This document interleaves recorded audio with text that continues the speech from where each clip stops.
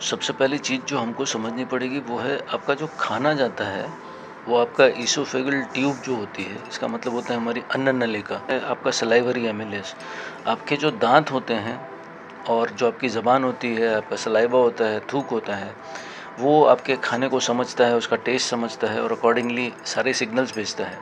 Mind बहुत जल्दी काम करता है, तो आप जो खाना देखते हैं उससे भी आपके बॉडी में बहुत सारे ट्रिगर्स पैदा होते हैं और अकॉर्डिंगली आप चबाते हैं उस खाने को। अब आप जो भी खाने के साथ करते हैं, इसका मतलब होता है आप खाने के टाइम पे अगर मूवी देख रहे हैं, आप कोई मैच देख रहे हैं, तो आपका जो माइंड है वो उसी तरीके की जो तरंग है वो बनाएगा। आप स्ट्रेसफुल होकर खाना खा रहे हैं तो वो उस तरीके की तरंग बनाएगा।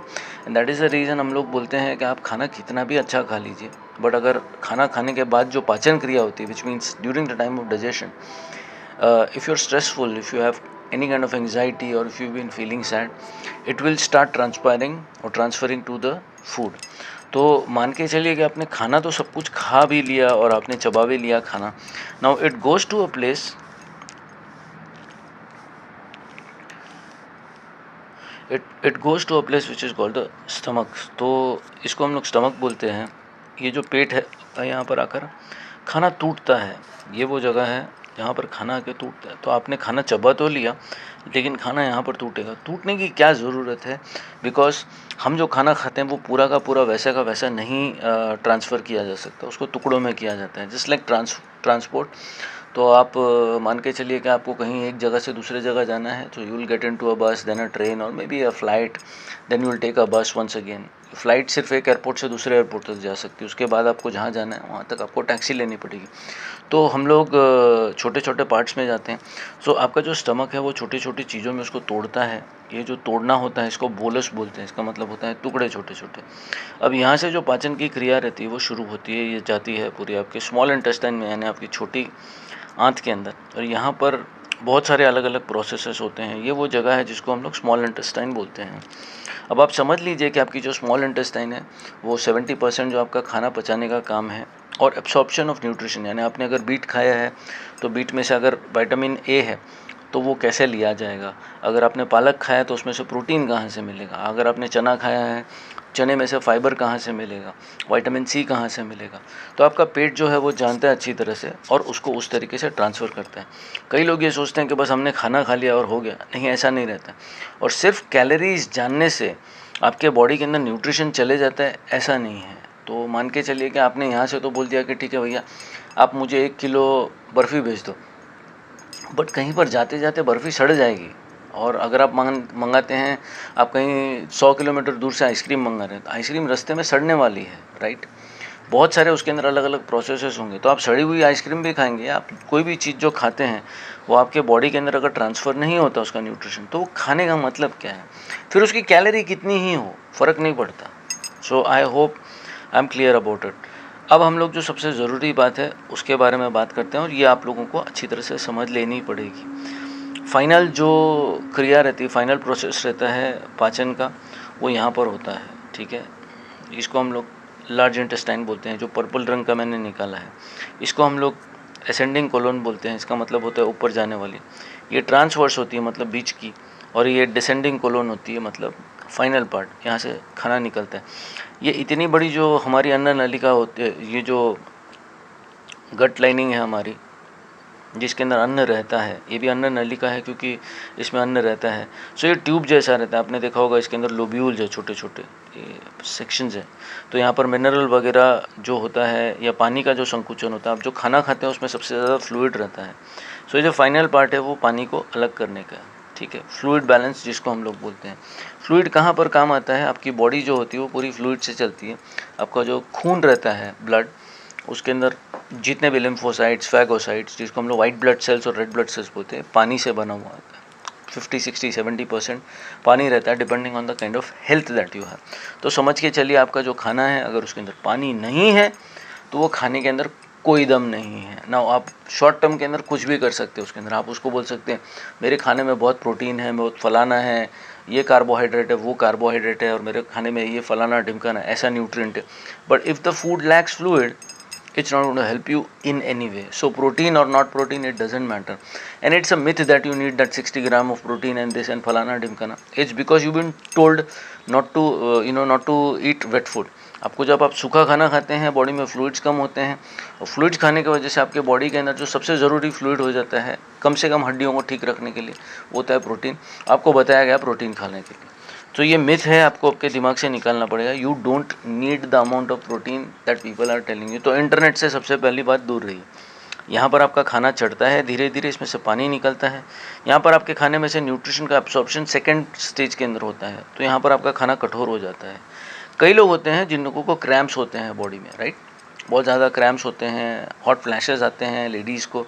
तो जब आपका खाना काफ़ी सड़ रहा है यहाँ पर, तब होता है। ध्यान रख लीजिए ये बात। ट्रांसवर्स कोलोन में, या आपके बॉडी के अंदर अगर आपका नर्वस सिस्टम ख़राब है थोड़ा सा, तो आपकी स्पाइन होती है, वो आपके हर पार्ट के साथ जुड़ी। आप खाना खाते हैं तो आपकी बॉडी है, खाना पचाने को लग जाती है, तो कभी कभी फटीग में आ जाती है आपकी body, because it has to transfer everything. आपका जो ब्रेन होता है वो बोल देता है बाकी बॉडी को कि भैया मैंने खाना खाया है, इसका जो न्यूट्रिशन है वो पूरे बॉडी में मेरे ब्रेन तक पहुँच जाना चाहिए, हर मसल में, हर हड्डी में पहुँच जाना चाहिए। तो बॉडी बाकी फंक्शंस रहते हैं उसको धीमा कर देता है। It makes all the other processes slow including focus. तो फोकस के जितने भी काम रहते हैं बॉडी उसको स्लो कर देता है, क्योंकि उसको खाना पचाना है। अब जितना हल्का खाना खाते हैं वो उतनी जल्दी पचता है, जितना हैवी खाना खाते हैं उतना उसके लिए मुश्किल होता है। जैसे सीड्स हो गए और नट्स हो गए, इसको पचने के लिए काफ़ी टाइम लगता है। It's very hard, it doesn't have any fluids. So अगर आपकी पाचन क्रिया बहुत अच्छी नहीं है और आपने सिर्फ यूट्यूब पर देख लिया और कहीं पर देख लिया, मिस्टर चार्ली बोल रहे हैं आपको कि आपको सीड्स खाने चाहिए रोज़ सुबह उठ के, उससे ये होता है, फलाना ढिमकाना होता है, और नट्स खा लेने चाहिए, it would not help if your digestion is weak. Get this right. Eat foods which are high in fluids, which is vegetables, gourds. ये सारी चीज़ें आप धीरे धीरे अपने खाने में इंटीग्रेट कर लीजिए। टोफू हो गया, कैप्सिकम हो गया, मशरूम्स हो गए। So these are the things, leafy greens हो गए, स्प्राउट्स हो गया, बीन्स हो गए। So these are the things that will help you create a healthy body. The final part is your descending colon. यहाँ से आपका खाना पूरा का पूरा निकल जाता है। नाउ अगर आपका खाना नहीं निकलेगा, आपका ब्रेन थोड़े दिन के अंदर समझने लग जाता है कि मेरा जो सारा ट्रैफिक जाम हो रहा है वो यहीं पर हो रहा है, डिसेंडिंग कोलोन में। What will your body do and what will your brain do? It will start creating signals that whatever you eat needs to be flushed out very easily और वेरी क्विकली। तो कई लोगों को ये problem होती है कि वो खाना खाते हैं तो वो पेट में रुकता नहीं, क्योंकि पेट तोड़ ही नहीं पाता ना। तो पेट जब कोई चीज़ को तोड़ नहीं पाता तो या तो उसको बाहर निकालता है। यहाँ पर हमारे स्फिंक्टर मसल्स होते हैं, this is a door of your oesophageal tube. तो या तो ये बाहर निकालेगा आपके खाने को, which is unhealthy in the first place. So your body doesn't have a two way process over here, ठीक है। जो अंदर चला गया वो बाहर नहीं आता, बट देन ऐसा होता है कि अगर आपका पेट उसको तोड़ ही नहीं पाता तो सीधा उसको अंदर छोड़ देता है, वो सीधा बाहर निकल जाता है। This is the start of most of the disorders. जितने भी बड़े प्रॉब्लम होते हैं, जितने भी आप बोलेंगे जो बड़ी बीमारियां होती हैं, वो इस वजह से होती हैं कि मेटाबॉलिज्म पूरा नहीं होता। मेटाबॉलिज्म का मतलब होता है एनाबॉलिज्म, ठीक है, जो अंदर जाता है और उसके बाद जो बाहर निकलता है। So whatever goes in and then whatever comes out is metabolism. Anabolism and catabolism is metabolism. यही जो पूरी प्रक्रिया है अंदर जाने की और बाहर आने की, ठीक है। अगर ये ठीक से काम नहीं करती तो आपकी बॉडी के धीरे धीरे जो सेल्स होते हैं, ये हमारे सारे सेल्स हैं, ऑर्गन्स जिससे भी बने हुए हैं, ये धीरे धीरे सड़ने लग जाते हैं। किडनी ओवरलोड होती है, लीवर ओवरलोड होता है। तो अभी जो हमारा काम होगा वो ये होगा कि आपकी जो बेसिक प्रक्रिया है डाइजेशन की, उसको ठीक किया जाए। आपको इसके बाद भी बहुत सारी क्वेरीज होंगी शायद, कोई बात नहीं, you can send me your queries, okay. Do understand a few things that unless and until you don't start following the basics and you don't understand these things, this is basic anatomy, कि आप अगर अपना खाना नहीं पचाते, आप दुनिया की सबसे अच्छी खा लीजिए चीज़, और डॉक्टर्स आपको बोलेंगे नहीं भैया सप्लीमेंट खा लो और फलाना खा लो और ढिमकाना खा लो। सप्लीमेंट्स तोड़ने के लिए भी आपका जो स्टमक है वो अच्छा होना चाहिए, वो अच्छी तरह से काम नहीं कर रहा, कोई फ़ायदा नहीं।